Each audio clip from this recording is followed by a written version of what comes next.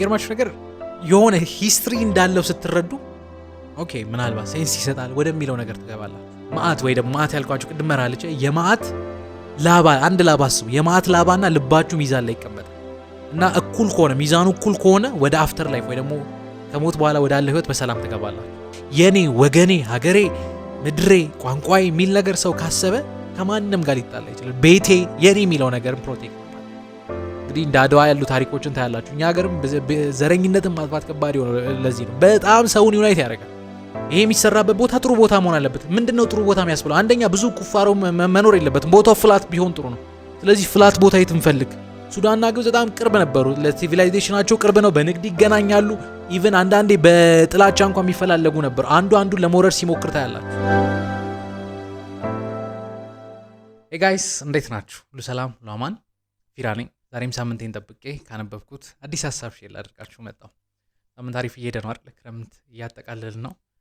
ጥሩ ክረምት ይመስለኛል። አሁን ደግሞ አዲስ ዓመት እየመጣ ነው። ሆፕፉሊ ጥሩ አዲስ ዓመት ይሆንልናል ብዬ ተስፋ አደርጋለሁ። በዛሬ ቪዲዮአችን ላይ እንደው ተናገሩ ቢባል ከጥንት ታሪክ የትኛው ታሪክ ያስገርማችኋል ቢባል እንደው እስከ ዛሬ ድረስ አይምሯችሁ ላይ ጥያቄ የሚፈጥር እንትና ይሄን እንዴት አደረጉ ብላችሁ ጠይቁ ብትባሉ ብዙ ሰው ከሚጠይቃቸው ታሪኮች መካከል አንደኛው የጊዛ ውስጥ ያለው ወይ ደግሞ ግብጽ ውስጥ ጊዛ ውስጥ ያሉ ፒራሚዶች እንዴት ተሰሩ የሚለው ነው። ኮንስትራክሽኑ በጣም ኮምፕሊኬትድ ከመሆኑ የተነሳ ስራው በጣም ከመወሳሰቡ የተነሳ አንዳንዶች በጣም የሚገራርም ኮንስፓይረሲ ቲዮሪ ሲፈጥሩ ታያላችሁ። የዛሬ ቪዲዮ ዓላማ ኮንስፓይረሲ ቲዮሪዎችን ማውራት ወይ ደግሞ አንዳንዶች ከሃይማኖት ከምን ጋር አገናኝተው የሚያወሩትን ነገር ማውራት ሳይሆን አርኪኦሎጂስቶች በአካል ሄደው ያጠኑትን ከተለያየ ታሪክ ከተለያየ ጽሑፍ ያገኙትን ነገር ከዛ በሳይንስ አድርገው ከዛ አካባቢ ደግሞ ከሚነገረው ግብጽ ውስጥ ከሚነገረው አፈ ታሪክ ጋር አድርገው እንደ ሳይንስ ወይ ደግሞ እንደ መረጃ ያቀረቡት ነገር ምንድን ነው? የምር እንደሚባለውስ በጣም ተወሳስቦ ጭራሽ የማይደረስበት አይነት ፕሮጀክት ነው ወይ እየሰሩት የሚለውን ነገር ቀለል ባለ መንገድ ለማስረዳት ሞክራለሁ። እርግጠኛ ነኝ ከዚህ ቪዲዮ ቁም ነገር ይቀርላችኋል ብዬ ተስፋ አደርጋለሁ።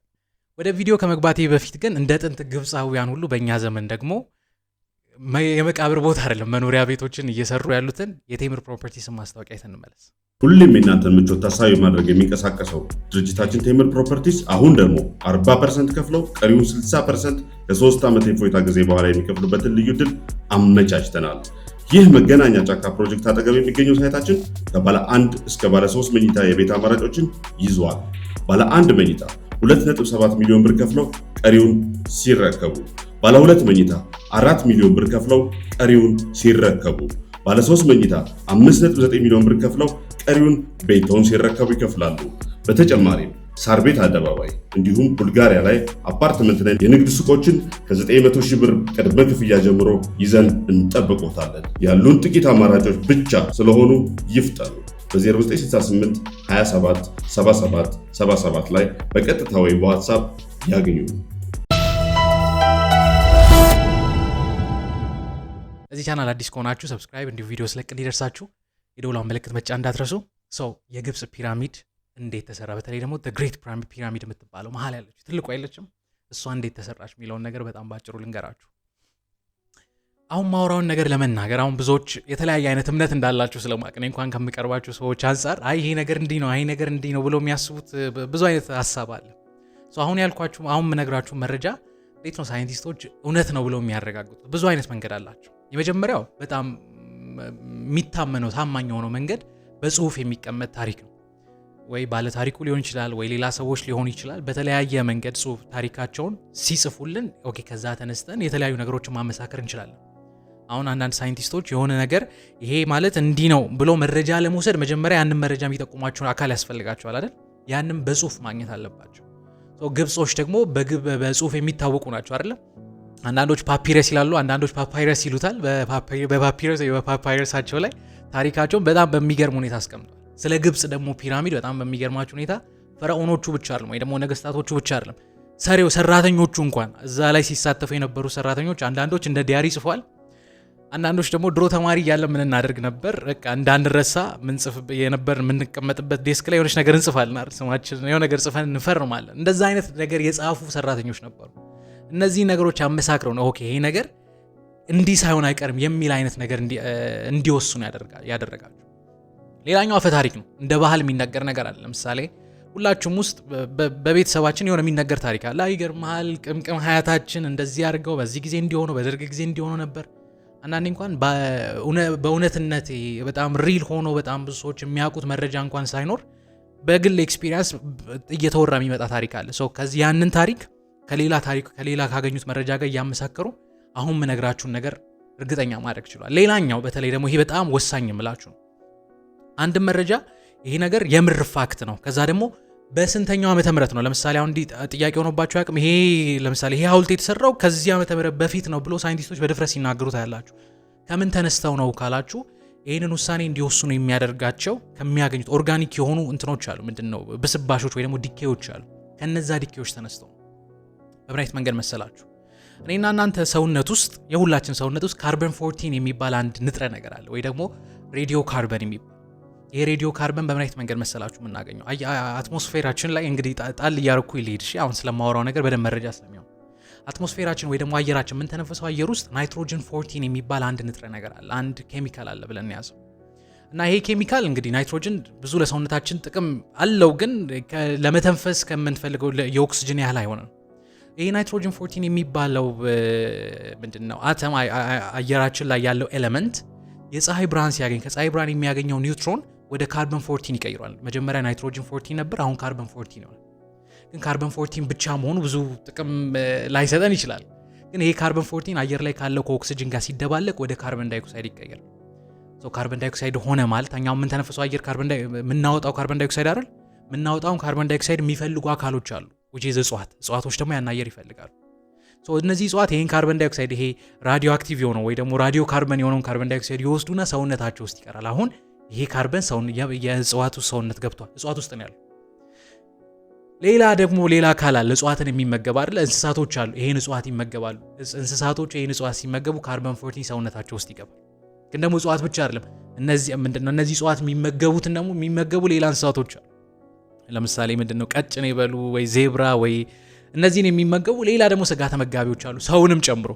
ስለዚህ እንዲህ የተላለፈ እቺ ካርበን 14 የምትባለው ንጥረ ነገር ኦልሞስት አብዛኛው የሚባል ህይወት ያለው አካል ውስጥ አለ፣ ይዘዋወራል ማለት ነው። ስለዚህ በህይወት ካላችሁ ስትበሉ ያ ካርበን 14 ሰውነታችሁ ውስጥ መግባቱ አይቀርም። ግን ምን ይሆናል? ይሄ ካርበን 14 ሰውነታችሁ ውስጥ መዘዋወር የሚያቆመው ይሄ ሰውነታችሁ ውስጥ ከእንደገና ቢውልድ ማድረግ የሚያቆመው ስትሞቱ፣ ልክ ስትሞቱ ይሄ ካርበን 14 እዛ ጋር ቀጥ ይላል። ከዛ ምን ይሆናል?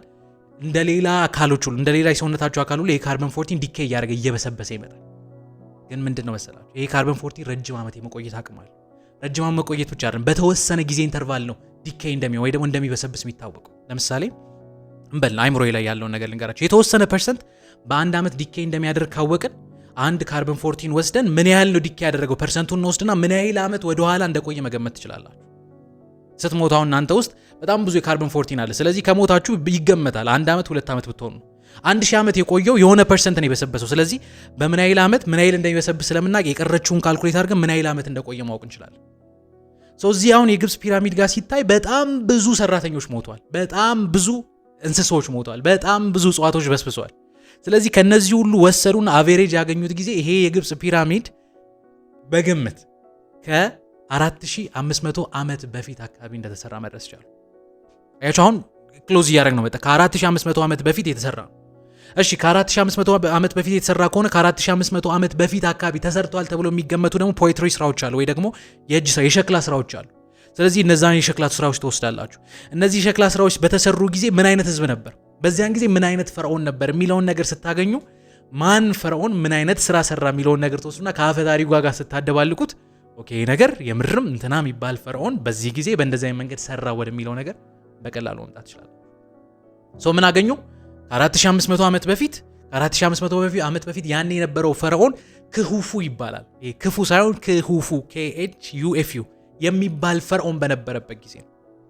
ይሄን መረጃ ወሰዱና በዚያን ጊዜ ደግሞ አንድ ሰራተኛ ነበር ሲሰራ ነበር።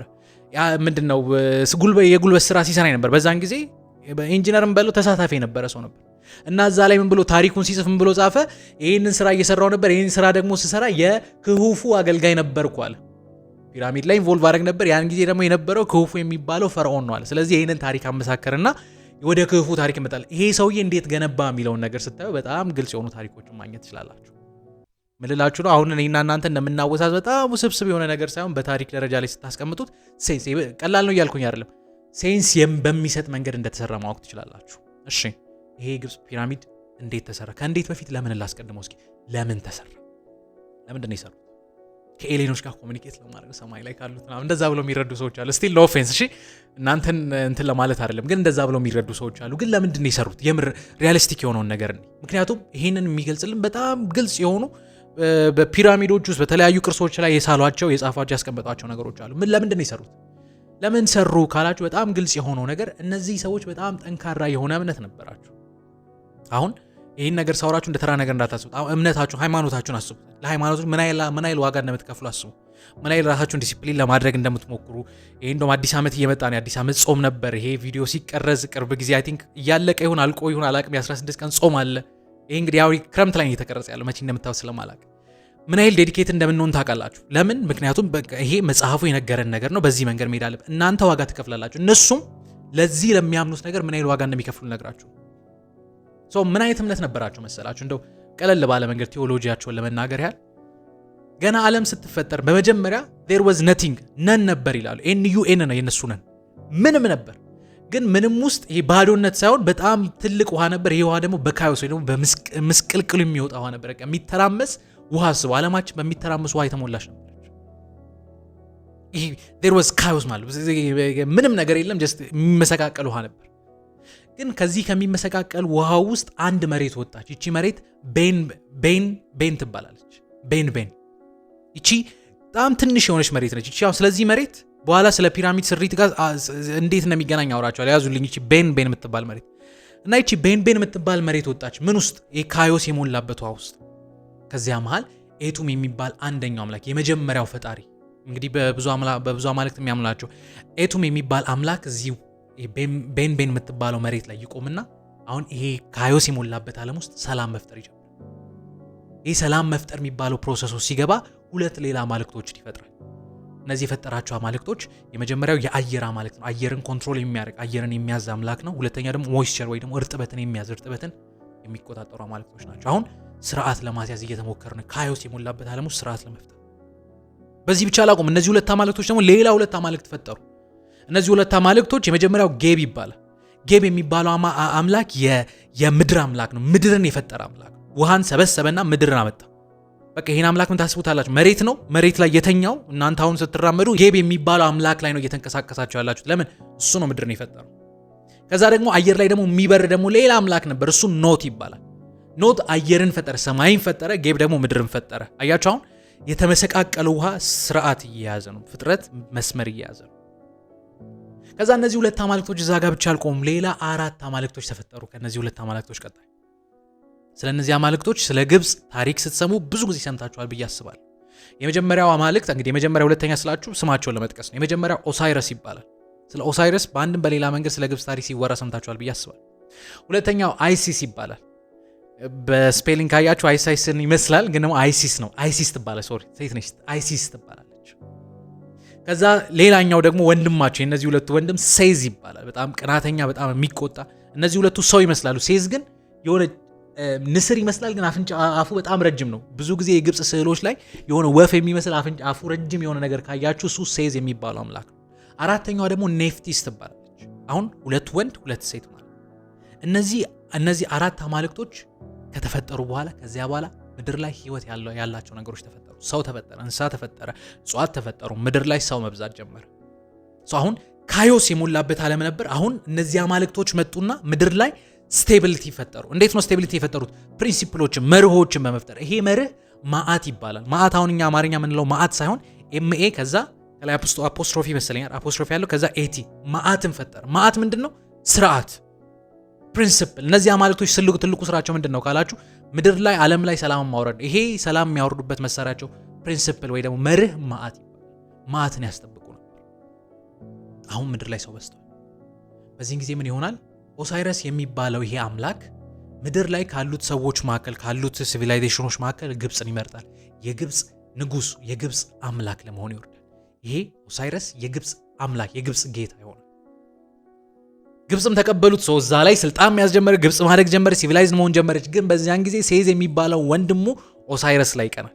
መቅናት ብቻ አይደለም ይመጣና በተንኮል የተሞላ አምላክ የሚባል ነው ይሄ ሴዝ የሚባለው ይመጣና በጨዋታ መሃል የሬሳ ሳጥን ውስጥ ያስገባል። አሁን ግብጾች አይታችሁ ከሆነ ፈርዖኖች ሲቀበሩ የሚቀበሩበት የሬሳ ሳጥን አለ። እንደዛ አይነት የሬሳ ሳጥን ውስጥ ያስገባዋል በጨዋታ አስመስሎ። እዚያ ሬሳ ሳጥን ውስጥ ሲገባለት ወንድሙን ኦሳይረስን ይገለውና ሰውነቱን ቆራርጦ ይበትነዋል። ውሃ ላይ በተነው የሚል ነገር ታያላችሁ። አንዳንዶች ናይል ላይ ወይ ደግሞ አባይ ላይ በተነው የሚል ነገር ታያላችሁ። ተበተነ ሰውነቱ። አሁን ሴዝ በሱ ቦታ ስልጣን የግብጽ ንጉስ ሆነ ማለት የግብጽ ንጉስ ማለት በሌላ ቋንቋ ፈርዖን ሆነ ማለት ሁለተኛው ፈርዖን። ይህን ስትሰማ እህቱ አይሴስ ትመጣና የወንድሟን የኦሳይረስን ሰውነት እንዴትም ብላ ጠጋግና ወደ ህይወት ለመመለስ ትሞክራለች። እንደውም የሆነ አካሉ ጠፍቷል ይባላል። ታሪኩ የምታውቁ ሰዎች ይገባቸዋል። ግን ደግሞ የተወሰኑ አካሎች ጠፍተው ነበር። በእነዚህና በአንዳንድ ምክንያቶች ምክንያት ኦሳይረስ ከእንደገና በህይወት በስጋ መመለስ አልቻለም። ግን ነፍሱ ከእንደገና ሪጀነሬት ያደርጋል። ነፍሱ ከእንደገና ይመለሳል። ሲመለስ በአካል መምጣት ስላልቻለ ይሄ የሙታን አምላክ ሆኖ ኦሳይረስ ከእንደገና ሌላ ስልጣን ይዘ አሁን ሁለት ነገር ያዙልኝ። ሴዝ የህያዋን አምላክ ነው፣ ምድር ላይ ሰላምን እያመጣ ነው። ኦሳይረስስ የሙታን አምላክ። ይሄ ከሆነ ከብዙ ዓመታት በኋላ አይሲስ ልጅ ትወልዳለች። ይሄ ልጅ ሆረስ ይባላል። ሆረስ ደግሞ ለአጎቱ ለኦሳይረስ ለመበቀል በተለይ አይሲስ ከልጅነቱ ጀምሮ እየመከረች ስላሳደገችው ለአባቱ ለመበቀል ብሎ ይነሳል። ሆረስ ሲያድግ ለአባቱ ይበቀላል። ማንን? ሴዝን ተቃውሞ ሴዝን ይገላል። በሱ ቦታ ስልጣን ይዛል። አሁን አዲስ ስርዓት መጣ። ምን አይነት ስርዓት? ሆረስ የህያዋን አምላክ ነው፣ ምድር ላይ ያሉት አምላክ ነው። ኦሳይረስስ የሙታን አምላክ ነው። ይሄ ከሆነ ከብዙ ዓመታት በኋላ እነዚህ አማልክቶች ስልጣናቸውን ለሰዎች ይሰጣሉ። እነዚህ ተራ ሰዎች አይደሉም። የአማልክቶቹን ሐሳብ እንደውም የአማልክቶቹ ተወካይ ሆኖ ስራቸውን ይሰራሉ። ማናቸው እነዚህ አማልክቶች ተወካይ ካላችሁ ፈርዖን የሚባሉ ሰዎች ናቸው። አንድ ፈርዖን ምድር ላይ ግብጽን ሲገዛ ግብጽም ገዢ ብቻ አይደለም አምላክ ነበር። ምን አይነት አምላክ? ሆረስ የሚባል አምላክ ሆኖ ነው ምድርን ሲያስተዳድሩ የነበሩት። ለዚህ ነው ፈርዖኖች እንደ አምላክ የሚታዩት። ለምን? it's not about them። ግን እነሱ ላይ አንድ መንፈስ አለ። የምን? የሆረስ መንፈስ። ሆረስ ምድር ላይ መዓትን የሚያመጣ ምድር ላይ ሰላምን የሚያመጣ አምላክ ነው። ከዛ ግን ፈርዖን ምድር ላይ ብቻ አይደለም የሚገዛው፣ ሲሞት ደግሞ የሙታን ገዢ ሆኖ ይመጣል። የሙታን ገዢ ሲሆን ኦሳይረስ ይሆናል ማለት። ስለዚህ ሲሞት ስርዓት አለ። ከሆረስነት ወደ ኦሳይረስነት፣ ከምድር አምላክ ወደ ሙታን አምላክ ለመቀየር ስርዓት አለ። ይሄ ስርዓት እንዲደረግ በጣም ብዙ ፕሮሲጀሮች አሉ። ከነዛ መሃል ይሞታል፣ አስክሬኑ ይገደዛል፣ የሆነ ስርዓት አላቸው፣ መስዋዕት ምናምን ያቀርባሉ። ከዚያ በኋላ አስክሬኑ በስርዓት ፕሬዘርቭ መደረግ አለበት። ለምን? ከሙታን በኋላ ላለ ህይወት እንዲረዳው። አሁን አስክሬኑ የሚቀመጥበት ቦታ ስለሚቀመጥበት ቦታ ስናወራውን ስለ ፒራሚዶቹ ልናወራ ነው። ለዚህ ነው ሁሉ ታሪክ ያወራው። አንድ ፈርዖን ምድር ላይ ያለው ማነው? ሆረስ ነው፣ የህያዋን አምላክ ነው። ሲሞትስ በሙታን ዓለም ላይ ደግሞ መዓት ያስፈልጋል። በሙታን ዓለም ላይ ደግሞ ስርዓት የሚይዝ የሙታን ዓለም የሚያስተዳድር አንድ ሰው ያስፈልጋል። ማን ነው እሱ? የሞተው ፈርዖን። ስለዚህ ወደዛ ለመቀየር ስርዓት ያስፈልጋል። የዛ ስርዓት አንደኛው አካል ነው ፒራሚዶች ውስጥ የሚደረገው ስርዓት። ፒራሚዶቹ ምንድን ናቸው ካላችሁ፣ ፒራሚዶቹ ቀላል በሆነ አማርኛ አንድ ፈርዖን ከሆረስ ወደ ኦሳይረስነት ከተቀየረ በኋላ ምድር ላይ ያለው አስክሬኑ በስርዓት ፕሬዘርቭ መደረግ አለበት። ለምን? ከሙታን በኋላ ላለው ህይወት እንዲረዳው። ተራ ነገር አይደለም። በነገራችን ኦፈሪንግ ያቀርቡለታል፣ በየጊዜው ወደ እሱ ይጸልያሉ፣ ምግብ ያቀርቡለታል። ለአስክሬኑ ነው የምላችሁ። የራሱ ስርዓት አለ። ትንሽ ቆይቼ እነግራችኋለሁ። በእንደዚህ አይነት መንገድ ፕሬዘርቭ ያደርጉታል። አሁን ሳውራው ቀላል ሊመስል ይችላል። ለብዙ ዓመታት ግን እነዚህ ሰዎች ያመኑት ነገር ነው። ይህን ሀሳብ ያዙ። ፈርዖኖች በምን አይነት መንገድ ነው አስክሬናቸውን ፕሬዘርቭ የሚያደርጉት? ምናልባት ትንሽ ቆይቼ ምናልባት ሀሳቡ እንዳረሳው እንዲሁ ላውራቸው። ይሄ ፈርዖን ፕሬዘርቭ የሚደረግበት መንገድ ፈርዖን ብቻ አይደለም፣ ህዝቡም በዚሁ መንገድ ይፈረዳል። አንድ ተራ ሰው እንግዲህ ልበለው፣ ፈርዖን ታላቅ ሰው ነው። አንድ ተራ ሰው ሲሞት የሱም ሰውነት በስርዓት ፕሬዘርቭ መደረግ አለበት። ለምን? ከሞቱ በኋላ ላለ ህይወት እንዲጠቅም። ከሞቱ በኋላ ግን ልክ እንደ ፈርዖን በአንዴ ወደ አምላክ አይደል የሚቀየሩት። እዛም ሲሄዱ ሰው ሆነው ነው የሚሄዱት። ስለዚህ ያኔ ይመዘናሉ። አንድ ታዋቂ አባባል አለች። የመዓት ወይ ደግሞ መዓት ያልኳችሁ ቅድም መራለች። የመዓት ላባ፣ አንድ ላባ አስቡ። የመዓት ላባና ልባችሁ ሚዛን ላይ ይቀመጣል እና እኩል ከሆነ ሚዛኑ እኩል ከሆነ ወደ አፍተር ላይፍ ወይ ደግሞ ከሞት በኋላ ወዳለ ህይወት በሰላም ትገባላችሁ። ግን ልባችሁ ካመዘነ፣ ልባችሁ በቂም በክፋት በጥላቻ ስለሞላ ስለከበደ ሁለተኛ ሞት አለ። የሁለተኛ ሞት ደግሞ ማለት ከኤግዚስተንስ ትጠፋላችሁ፣ ጭራሽ ትጠፋላችሁ ማለት። አሁን ሲኦል ምናምን የሚባል ነገር የላችሁም። እነሱ ጭራሽ ነው የምትጠፉት። ግን እንደዛ እንዳይሆን ልባችሁ ከዚች ከላባ ጋር ሚዛን ላይ ትቀመጣለች። እንግዲህ የነሱ አባባል የነሱ እምነት። ኢሊት የሚባሉ ሰዎች መቃብር ውስጥ አይደለም የሚገቡት፣ እንደሌላ ሰው አይቀበሩም። እነሱ ዋሻ አላቸው። አሁን ድሮ አይሁዶች እንደሚያደርጉት ማለት ዋሻ ውስጥ ይቀበራሉ። ፈርዖኖች ግን የሚቀበሩበት የራሳቸው የሆነ ትልቅ የመቃብር ቦታ። ይሄ መቃብር ቦታ መጀመሪያውን እኛ እንደምንለው ፒራሚድ ሳይሆን የመጀመሪያ የመቃብራቸው ስም ማስታባ ይባላል። ማስታባ ማለት በጣም ትልቅ የሆነ 4 ማዕዘን ሬክታንግል የሆነ ትልቅ የመቃብር ቦታ ነው። 4 ማዕዘን ነው፣ በጣም ትልቅ ነው። ሬክታንግል ነው። 4 በድንጋዮች ጡብ በሚመስሉ ድንጋዮች በተለይ በምድረው ላይምስቶን ወይ ደግሞ በኖራ ድንጋይ እየተሰራ 4 ማዕዘን በጣም ሰፊ የሆነ ቦታ ይሄ መኖሪያ ቤት ብላችሁ አስቡ። እንደዛ ተደርጎ የተሰራ ቦታ ነው እና ልክ እዚህ ቦታ ላይ ስትገቡ መግቢያ አለው። መግቢያው ጋር ስትገቡ መጀመሪያ የምታገኙት ቻፕል ነው።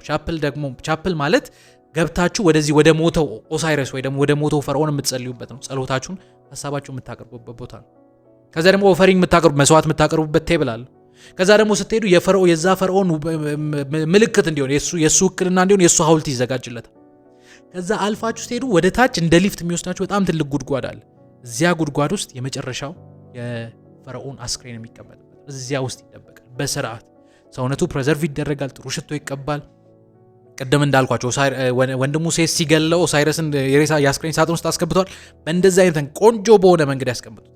ሀብቱን አንድ ላይ ያስቀምጧል። አፍተር ላይፍ እንዲከተል ይሄንን ፕሬዘርቭ ካደረጉ በኋላ ፈርዖን ይሸኛሉ።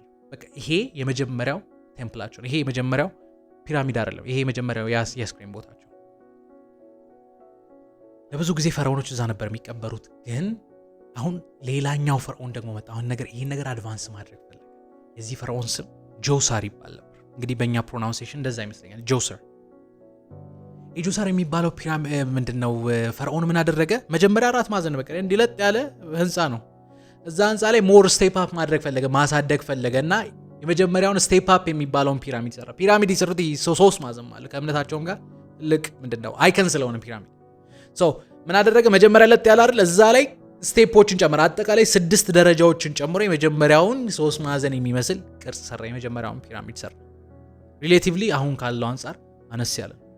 አያችሁ፣ አሁን ይሄንን ስታዩ ያንን ፒራሚድ መስራት እንደ በፊቱ ከባድ አይደለም። ምክንያቱም በጣም ብዙ ዓመት የቆየ ኤክስፒሪየንስ አላቸው።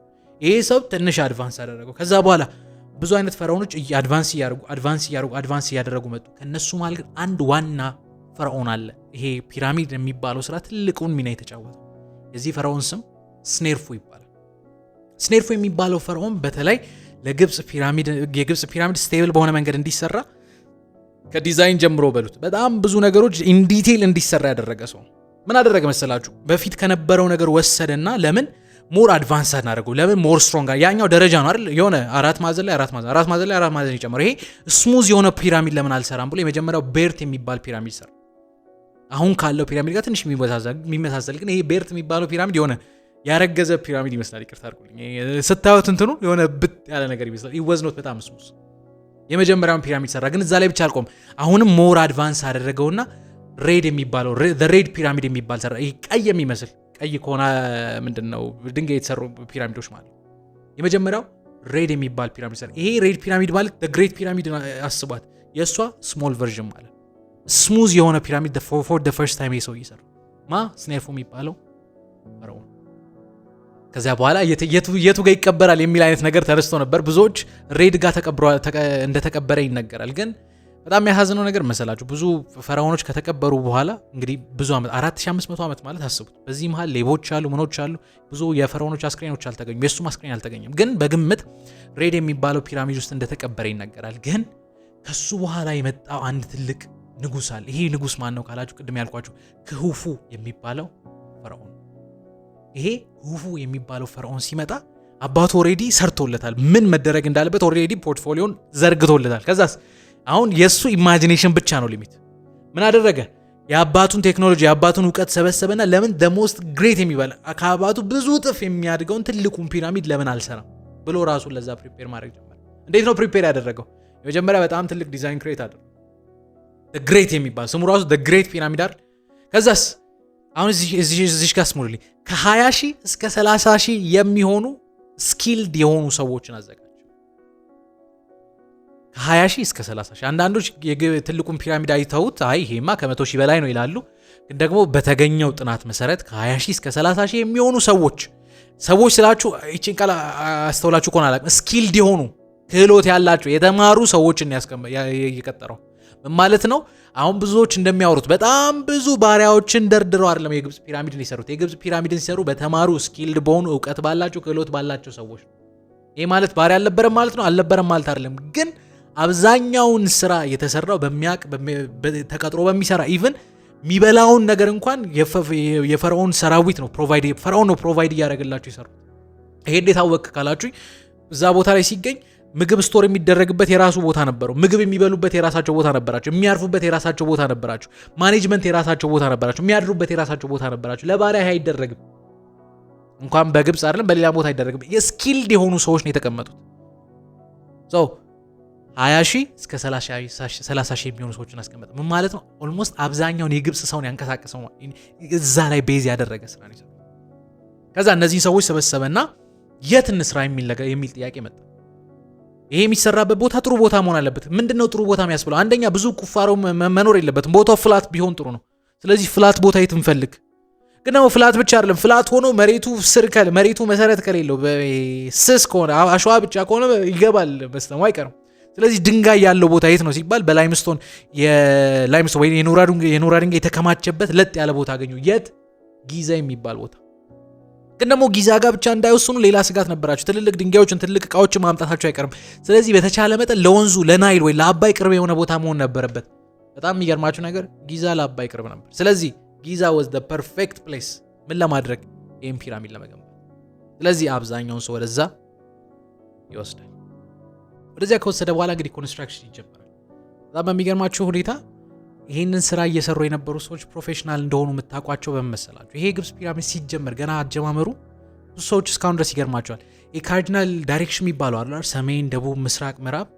የሚገርማችሁ ነገር ኮምፓስ ላይ ብታዩት የግብጽ ፒራሚድ ሲሰራ ኤግዛክትሊ ሰሜን፣ ደቡብ፣ ምስራቅ፣ ምዕራብ አናቷ ላይ ነው የተቀመጠው። ይሄ በጣም 100% ፕሪሳይስ ባይሆንም እንደውም ብዙዎች ምን ያሉ አሁን ድረስ ያሉ በጣም ትልልቅ ህንፃዎች በዛ ልክ ፕሪሳይስ ሆኖ አይሰሩም። ካርዲናል ዳይሬክሽን ኤግዛክት ሎኬሽን ላይ ነው የተሰሩት። ለዚህ ነው አንዳንዶች ከኤሊየን ጋር ከምን ጋር የሚያገናኝ ኤግዛክት የሆነ ፖዚሽን ተጠቅሞ ነበር የሰሩት። ሌላኛው ፕሮፌሽናል እንደሰሯቸው በምን ታውቃላችሁ? ድንጋዮቹ ሲቆረጡ በእጅ የተቆረጡ እንኳን አይመስሉም፣ በማሽን የተቆረጡ የሚመስሉት ቀጥ ብሎ ነበር የተቆረጡት። ሌላኛው ይህንን ሲሰሩ በጣም ትልልቅ ድንጋዮችን ይወስዱ ነበር። አንድ ድንጋይ በጣም በሚገርማችሁ ሁኔታ አንድ የፒራሚድ የተሰራበት ድንጋይ ከ2000 እስከ 3000 ኪሎ ግራም ይመዝን ነበር አንዷ ድንጋይ። የግብጽ ፒራሚድ ተሰርቶ ሲያልቅ አጠቃላይ አሁን ያለው ማለት እንግዲህ አሁን ሳይንቲስቶች ያጠኑት ወደ 2.3 ሚሊዮን የሚሆኑ ድንጋዮች ነበሩ። አንዷ ድንጋይ አስቡት ከ2000 እስከ 3000 ብለን ያዘው እንደው ትልቅ ለማድረግ 3000 ኪሎ ግራም የሚያክል ድንጋይ ስንት 2.3 ሚሊዮን የሚሆኑ ድንጋዮችን ያጓጉዙ ነበር። እንዴት ነው የሚያጓጉዙት ካላችሁ እንግዲህ በጣም ብዙ ሰዎች ነበር የሚጎትቱት። ግን ሲጎትቱ ከስር ድንጋይ ያስቀምጡ ነበር። ይሄ እንደ ጎማ ማለት ነው።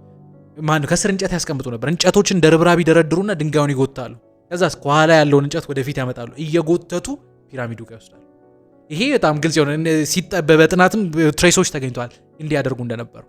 አንዳንድ ድንጋዮችን በናይል በኩል በወንዙ በኩል ያመጡና በእንደዚህ አይነት መንገዱ እየገፉ ይወስዱ ነበር። መውሰዱ አይደለም ብዙዎችን ግራ የሚያጋባው እንዴት ነው ላይ የደረደሩት የሚባል ነገር ሲታወቅ እንዴት ነው የደረደሩት የሚባለው ነገር ሲጠና ምን አይነት ነገር ተደረሰ መሰላችሁ? በጣም ግልጽ የሆነው ኤቪደንስ ወይ ደግሞ ግልጽ የሆነው ሴንስ የሚሰጠው ሀሳብ ይሄ አሁን ህንፃዎችን አይታቸዋል። ለአካል ጉዳተኞች ተብሎ ኢንክላይንድ የሚያደርጓቸው አይነት ነገሮች እንደዛ አይነት ኢንክላይንዶችን ይሰሩ ነበር። ይሄ ሰው አይጠራጠርም። ግን ምን አይነት ኢንክላይንዶች ነው የሚሰሩት? አንዳንዶች ምን ብሎ ያስባሉ? ይህቺኛው ቀስ ብላ ኢንክላይንድ ማለት እንዲህ ፎቶን አስቀምጥላችኋለሁ ተዳፋት የሆነ መሬት ማለት ነው። አንዳንዶች ቀጥ ያለ ተዳፋት ሰሩና ከዛ ነበር የሚደረድሩት ይላሉ። አንዳንዶች ደግሞ አይደለም ከርቭ ሰሩት፣ እንዲህ ክብ ሰርቶ ፒራሚዱ ላይ እየተጠቀለለ መሄድ ማለት ነው ለማንሳት ቀላል እንዲሆን። አንዳንዶች ደግሞ ሁለቱንም የሚጠቀሙት እስከሆነ ጊዜ ድረስ ቀጥ አደረጉትና ከሆነ ጊዜ በኋላ ከርቭ እየሰራ ፒራሚዱ ላይ እየተጠቀለለ ወደ ላይ የሚወጣ አይነት ተዳፋት ያለው ነገር ሰርተው በአፈር በድንጋይ ሰርተው ነው ያወጡት የሚል ነገር ያነሳሉ። ግን በእንደዚህ አይነት ሲስተም ድንጋዮችን እየደረደሩ ይሄዱ። ይሄን ሁሉ ከሰሩ በኋላ እነዚህ ድንጋዮች ከተደረደሩ በኋላ ግብጾች ሲጨርሱ በምን አይነት መንገድ እንደጨረሱ ታውቃላችሁ? ይሄ ፈርዖን ግብጽ ውስጥ አንድ ቆንጆ የሆነ ነጭ የሆነ ቱራ የሚባል ላይምስቶን አለ ወይ ደግሞ የኖራ ድንጋይ እና ይሄ ጃይንት የሆነ ፒራሚድ ልክ ተሰርቶ ሲያልቅ ስሙዝ እንዲሆን እና ደግሞ አይን ውስጥ እንዲገባ አባቱ ቀይ ነው የሰራው። ይሄ ደግሞ ነጭ የሆነ ወይ ደግሞ ነጭ የሆኑ የኖራ ድንጋዮች ላይምስቶኖችን ይደረድራሉ። ምን ማለት ነው? ከሩቅ እንኳን ፀሐይን ሪፍሌክት የሚያደርግ በጣም ፓወርፉል የሆነ በጣም የሚያምር ፒራሚድ ነው የሰሩ። ከዛ ይህን ከሰሩ በኋላ መጨረሻ ላይ እላይ ጫፏ ላይ ሲዘጉ ዝም ብሎ የኖራ ድንጋይ አይደለም የሚያስቀምጡ ወጣ ያለ እንደውም አንዳንዶች ወርቃማ ከለር ነው ይላሉ። ፒራሚድ ላይ ሌላ ፒራሚድ አስቀምጡ፣ ፒራሚድ ላይ ሌላ ትንሽ ፒራሚድ አስቀምጧል። ይቺ ፒራሚዲየም ትባላለች።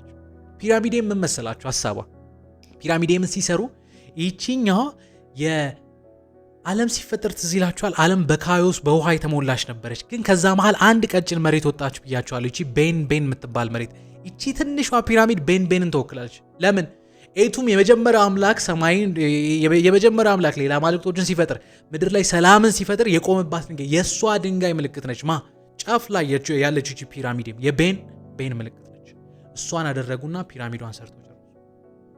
ይሄን የሚያክል ትልቅ ፕሮጀክት ከ20 ሺህ እስከ 30 ሺህ የሚሆን ወደ 2.3 የሚሆን ድንጋዮችን ይደረደሩ ሚሊዮን የሚሆኑ ድንጋዮችን ደርድረው ምን ያህል ጊዜ ፈጀባቸው ካላችሁ እንግዲህ በጣም ሌተስት የሆነው ጥናት እስከ 30 ዓመት እንደፈጀባቸው ይነገራል።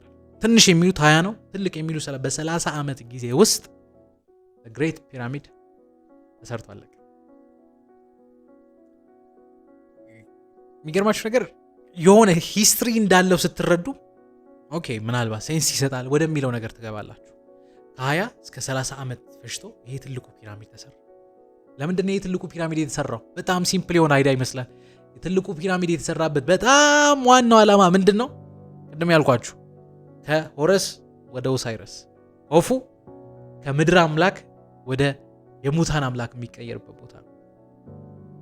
ይህ ስርዓት ይህን ትልቅ ነገር እንደሰራ ታያላችሁና ከኮፉ በኋላ ሌላ 2 ትልልቅ ምንድነው ፈርዖኖች ከሱ አነስ የሚሉ እዛው ኮፉ የሰራው ግሬት ፒራሚድ አጠገብ 2 ሌላ ፒራሚዶችን መስራት ችሏል። ፒራሚዶች የተሰሩት በዚህ ምክንያት ነው። ምናልባት ጣል ለማድረግ ያህል ብዙ ጊዜ ሰዎች ሲያወሩ አይደለም ከግብጽ ፒራሚድ ይልቅ ትኩረት መሰጠት ያለበት የሱዳን ፒራሚዶች ነው፣ ሱዳን ውስጥ በጣም ብዙ ፒራሚዶች አሉ የሚል ነገር ሲያወሩ ታያላችሁ። እውነት ነው፣ ሱዳን ውስጥ በጣም ብዙ ፒራሚዶች አሉ። ግን እዛ አይደለም የጀመረው። በጣም የሚገርማችሁ ነገር ሱዳን ውስጥ የተሰሩት ፒራሚዶች የግብጽ ትልቁ ግሬት የሚባለው ፒራሚድ ከተሰራ ከ2000 ዓመት በኋላ ነው። ግን ይሄ ማለት ይሄን ለመስራት አላሰቡም ወይ አላዩም ማለት አይደለም። ሱዳንና ግብጽ በጣም ቅርብ ነበሩ፣ ለሲቪላይዜሽናቸው ቅርብ ነው፣ በንግድ ይገናኛሉ። ኢቭን አንዳንዴ በጥላቻ እንኳን የሚፈላለጉ ነበር። አንዱን ለመውረር ሲሞክር ታያላችሁ። የተሰራው ከ2000 ዓመት በኋላ ነው። ከ2000 ዓመት በኋላ ምን ተፈጠረ መሰላችሁ? እንግዲህ አንዱ መንግስት ለመውረር ብዙ ይጣሉ ነበር። ግን ከ2000 ዓመት በኋላ የሱዳን መንግስት ተሳካለት፣ ግብጽን ወረረ። ከባህላቸው ተነስተው ከግብጽ ተነስተው በዚያን ጊዜ ሮሞች ነበሩ። ከዛ ከግሪኮች ምንድነው በነዛ ኢንስፓየርድ ሆኖ ከነዚህ ሲቪላይዜሽኖች ወይ ከነዚህ መንግስታት ሐሳብ በመውሰድ የራሳቸውን በጣም ሙስሊም የሆኑ ቀጭን ናቸው፣ ትንሽ ረዘም ይላሉ፣ ትልቅ አይደሉም እንደነዛ ግን አጠር ብሎ የሆነ ለመኖሪያ ቤት የሚመስል አይነት ትንንሽ የሆኑ ግን ደግሞ በብዛት ፒራሚዶችን ሰርቷል። የሱዳን ፒራሚድ እንግዲህ ከዚህ ተነስተው የሚነሳ ነው። ይሄ ካልኳችሁ ፒራሚድ በኋላ የተሰራ ፒራሚድ ነውና ግሬት ፒራሚድ እንግዲህ የተሰራው በእነዚህ አይነት መንገድ ነው። ግብጾች ለእምነታቸው የነበራቸው ነገር ይሄን አይል ትልቅ ነገር እንዲሰሩ አደረጋቸውና እኔ አሁን ይሄንን ታሪክ እያልኩ እያዘጋጀው ምን ገባኝ መሰላችሁ? ሰዎች አንዳንዴ የሆነ ምክንያት ካገኙ የሆነ ሪዝን የሆነ ኮመን የሚያደርጋቸው የሆነ የሚያስማማቸው ምክንያት ካገኙ የማይፈጥሩት ነገር እንደሌለ ገባኝና ምን ብዬ ማሰብ ጀመርኩኝ። ሰውን ዩናይት የሚያደርገው ነገር ምንድነው? እንደዚህ አይነት በጣም ይሄ እኮ ከምታስቡት በላይ ነው። ስቲል ሰዎች አይደለም በዚህ መንገድ አይደለም እንዲህ ነው ደግሞ ብሎ ሌላ አይነት መረጃ የሚያመጡ ሰዎች አሉ። ስቲል ማለት ነው ይሄን ያህል እንዲከራከሩ ያደረጋቸውን ስራ የሰሩት ምንድነው? እንዲሰሩ የሚያደርጋቸው ነገር ምንድነው ብዬ ማሰብ ጀመርኩኝ። አሁን ምንድነው ይሄን ነገር እንደዚህ አይነት ነገር እንዲሰሩ የሚያደርጋቸው? የመጀመሪያው የሚገርማችሁ ነገር ሰውን እንደዚህ ትልቅ ነገር እንዲሰራ የሚያደርገው ሃይማኖት ነው፣ እምነት ነው። በሃይማኖት ሰው የሆነ ነገር ካመነም የማይሰራው ነገር የለም። ይሄ በጣም በታሪክ የምታያቸው ነገሮች ናቸው። በጣም ከባድ የሆነ ነገር እንዴት ሰው እንዲያደርጋል ብላችሁ የምታስቡት ትልቅ ነገር ሰው ሲሰራ ታያላችሁ። ለምን? እምነቱ ዩናይት ካደረገው ሰው ማያደርገው ነገር የለም። ሁለተኛው ሰው በጣም ትልቅ ነገር የሚሰራው ምክንያት ነው ካላችሁ በፖለቲክስ ምክንያት ነው። ፖለቲክስ በጣም ፓወርፉል ቲንግ። እንግዲህ ሰዎች ጨረቃ ላይ ወጥተዋል አልወጡ የሚለውን ነገር የምታምኑ ማታምኑ ልትኖሩ ትችላላችሁ። ግን ደግሞ ሰው ጨረቃ ላይ መውጣት የሚባለውን ኮንሰፕት ዲስ ፋር የወሰዱት በኮልድ ዋር ጊዜ ሁለተኛ ዓለም ጦርነት ካበቃ በኋላ ሶቪየት ዩኒየንና አሜሪካ መካከል ፉክክር ነበር። ማን ነው የስፔስ ውድድር የሚያሸንፈው? ማን ነው ቀድሞ መሄድ? ያንን ኦቨርካም ለማድረግ ነው የማይደፈረውን አሜሪካ ጨረቃ ላይ ወጣለ ያለችው። እና ፖለቲክስ ሁለተኛ ከእምነት ቀጥሎ በጣም ሰውን ዩናይት ሊያደርግ የሚችል በጣም ትልቅ ነገር ቢኖር ፖለቲክስ የሚባለው ነገር። ሶስተኛው ሊደር ነው። ብዙ ጊዜ ካሪዝማቲክ የሆኑ ሊደሮች ህዝብን የማነሳሳት ህዝብን የመምራት አቅም አላቸው። ከሁለተኛ ዓለም ጦርነት ጀምራችሁ ልክ እንደነ ማን ነው ስሙ አዶልፍ ሂትለር ያሉ ሰዎችን ልታዩ ትችላላችሁ። በጣም ማትገምቱትን አይነት ሀሳብ እያነሱ ህዝቡን ሞቢላይዝ ሲያደርጉ እና እንደዚህ አይነት ሊደሮች አንዳንዴ ሰውን ከልት ውስጥ ይገታሉ። አንዳንድ እንትኖችን ሳይ ይገርመኛል። አንዳንድ ሰዎች በቃ መርዝ ከጠጣህ ትጸድቃለህ ብሎ መርዝ እያጠጣ ሰዎችን ይገላል። ዲስ ፋር የሚታመኑ አይነት ሰዎች አሉ። በጣም ጠንካራ የሆኑ ሊደሮች ካሉ እነዚህ ሊደሮች ብዙ ጊዜ ዲክታተር ሊሆኑ ይችላሉ፣ ብዙ ጊዜ አምባገነን ሊሆኑ ይችላሉ፣ ራሳቸውን እንደ አምላክም አንዳንዴ ሊያገዝፉ ይችላሉ። ግን እንደዚህ አይነት ሴንትራል የሆኑ ሊደሮች ባሉበት ሰዎች ትልቅ ነገር ይሰራሉ። ሌላኛው ሰውን ዩናይት የሚያደርገው ናሽናሊዝም። ይሄ ናሽናሊዝም ብቻ ሳይሆን ብሔርተኝነትን ልበለው፣ በዛም ሌቭል ልታወሩት ይችላሉ። የኔ ወገኔ፣ ሀገሬ፣ ምድሬ፣ ቋንቋ የሚል ነገር ሰው ካሰበ ከማንም ጋር ሊጣላ ይችላል። ቤቴ የኔ የሚለው ነገርን ፕሮቴክት ለማድረግ እንግዲህ እንደ አድዋ ያሉ ታሪኮችን ታያላችሁ። እኛ ሀገርም ዘረኝነትን ማጥፋት ከባድ የሆነ ለዚህ ነው። በጣም ሰውን ዩናይት ያደርጋል። የአንዳንድ ጊዜ በጎረቤት እንኳን የሚጣላ ሰው ሌላ ጠላት አለ ባህልን የሚወስድ ምን ከተባለ ሲነሳ ታያላችሁ። እና ናሽናሊዝም ሌላኛው ሰውን የሆነ ነገር እንዲሰራ በጣም ሞቢላይዝ የሚያደርገው በጣም ትልቅ ፎርስ ነው። ሌላኛው ሰው ምን ሞቢላይዝ ያደርገዋል ካላችሁ ኮመን ኤነሚ ነው። ቅድም ካልኩት ሀሳብ ጋር ሊገናኝ ይችላል። ግን ተመሳሳይ ጠላት ካለ ሰው ምንም ነገር ለማድረግ አቅም አለው። እንደውም አንድ ጊዜ ሬገን ይመስለኛል፣ ሬገን የሚባለው የአሜሪካው መሪ አሁን እኮ እንዴት ተከፋፈለው አለ። ዓለም አንድ እንድትሆን አንድ ጠላት ቢኖረን ሰላም እንሆን ነበር። አሁን እንትናና እንትና ሀገር ተጣሉ እንደሚባለው አሁን የዓለምን ሕዝቡን ሊያጠፋ የሚችል ሌላ ጠላት ከሆነ ፕላኔት ከመጣ ሰው ቋንቋውን ትቶ አንድ መሆን ሲጀምር ታያላችሁ። ለምን? ኮመን ኤነሚ ሰውን ዩናይት ያደርግ። ሌላኛው ሰውን ዩናይት የሚያደርገው ነገር ፍርሃት ነው። ፍርሃት ሰውን ዩናይት ማድረግ ብቻ አይደለም፣ የማይደረገውን ነገር እንዲያደርግ ያደርገዋል። አንድ ጊዜ አንድ ጓደኛዬ የነገረኝ እውነተኛ ታሪክ ነው የምነግራችሁ። እንዲህ ካምፕ ነገር ወጡና እሳት እንዲያንድደው እያወሩ ብቻ እየተጫወቱ ነው እና በመሃል ውሻ ይመጣል እና እሱ ጀስት ምንም እንትን አለ፣ ድንጋይ አንስቶ ውሻውን ያባራል። ጨልሟል፣ መሽቷል። ጀስት እንትን እያሉ ነው እሳት እየቦቁ እያወሩ ውሻውን ያባራል። ጀስት እሱ ወሬውን ይቀጣል። ውሻው አልሄዳለው፣ አሁንም ያባራል አልሄዳለው። አጋጣሚ ከነሱ ጋር የነበረች አንድ ልጅ ስታስተውሉ ለካ ውሻ አይደለም ጅብ ነው እና ድንገት በድንጋጤ ይበታል። የእውነት ነው የምነግራችሁ። ልጁ ጅብ እንደሆነ ሲያቅ ምን እንደነካኝ አላውቅም። ሮጬ አለ እንግዲህ የካምፕ ቤቶችን ታውቃለህ፣ በጣም ትልቅ አይደለም አነስ ያለ ሮጬ ብቻ ጣራ ላይ ሲወጣ ነው ማለት ከመሬት ነጥሮ ጣራ ላይ ይወጣ እና ፍርሃት የማይደረግ ነገር አለ። አንዳንዴ ሲናደዱ ከባድ ብረት የሚያነሱ ከባድ ነገር የሚያነሱ ሰዎች አሉ። ይሄ ንዴት ሰውን ዩናይት ማድረግ ብቻ አይደለም፣ ሰውን ስትሮንግ ሲያደርግ ታያላችሁ። ሌላኛው ሰውን ዩናይት የሚያደርገው ትልቅ ነገር እንዲሰራ የሚያደርገው ገንዘብ ወይ ደግሞ ኢንሴንቲቭ ወይ ጥቅማ ጥቅም የምንላቸው ነገሮች ናቸው። ሰው በቀላሉ የሚሸበረው በእንደዚያ ምክንያት ነው። ሪዋርድ ካለው ሰው ወደዛ ሲሄድ ታያላችሁ። ሌላኛው አንደርስቲሜት የሚደረገው በጣም ትልቅ ነገር ፍቅር ነው። ፍቅር ሰው በፍቅር ከተያዘ በጥቅም በምን ሳይሆን ፍቅር የሚባለው ነገር ካያያዘ ያንን ነገር ብሬክ ላለማድረግ ማንንም ሰው ፋይት ሲያደርጉ ታያላችሁ። ፍቅር ሰውን ዩናይት እንደሚያደርግ ታያላችሁ። እነዚህ ነገሮች የማይሰሩ የማይደፈሩት ነገሮችን ሰዎች እንዲያደርጉ ምክንያት ሲሆኗቸው ታያላችሁና ይህን ታሪክ እያጠናው ይህንን ማሰብ ጀመርኩኝ። አንዳንዴ ዲስ ፋር መስራት ከቻለን እኮ ይሄን አሁን ምናልባት ከነዚህ ምክንያቶች አንደኛው ዩናይት ቢያደርገና የሆነ ነገር ብንሰራ ማን ያውቃል ከዚህም በላይ ትልቅ የሆነ ነገሮችን ኢኖቬት ማድረግ እንችላለን ብያሰብኩ። ይህ እንግዲህ እኔ ሀሳብ ነው። ምን ታስባላችሁ? ቪዲዮውን እንዴት አያችሁት? ከዚህ ቪዲዮ ከዚህ ሀሳብ ምን ቀረላችሁ? ስለዚህ ቪዲዮ ስለዚህ ፕሮግራም ያላችሁን አስተያየት ከስር ኮመንት ሴክሽን ላይ አስቀምጡልኝ። ቀጣይ ሳምንት በአዲስ ሀሳብ በአዲስ ቪዲዮ እንገናኛለን። በድጋሚ ይህን ፕሮግራም ስፖንሰር አድርጎ ወደ እናንተ ያመጣው ቴምር ፕሮፐርቲስ ነው። ቴምርን አመስግኑልኝ። መልካም ሳምንት። ሁሉም የእናንተን ምቾት ታሳቢ ማድረግ የሚንቀሳቀሰው ድርጅታችን ቴምር ፕሮፐርቲስ አሁን ደግሞ 40% ከፍለው ቀሪውን 60% ለ3 ዓመት የፎይታ ጊዜ በኋላ የሚከፍሉበትን ልዩ ዕድል አመቻችተናል። ይህ መገናኛ ጫካ ፕሮጀክት አጠገብ የሚገኘው ሳይታችን ከባለ 1 እስከ ባለ 3 መኝታ የቤት አማራጮችን ይዟል። ባለ 1 መኝታ 2.7 ሚሊዮን ብር ከፍለው ቀሪውን ሲረከቡ፣ ባለ 2 መኝታ 4 ሚሊዮን ብር ከፍለው ቀሪውን ሲረከቡ፣ ባለ 3 መኝታ 5.9 ሚሊዮን ብር ከፍለው ቀሪውን ቤቶን ሲረከቡ ይከፍላሉ።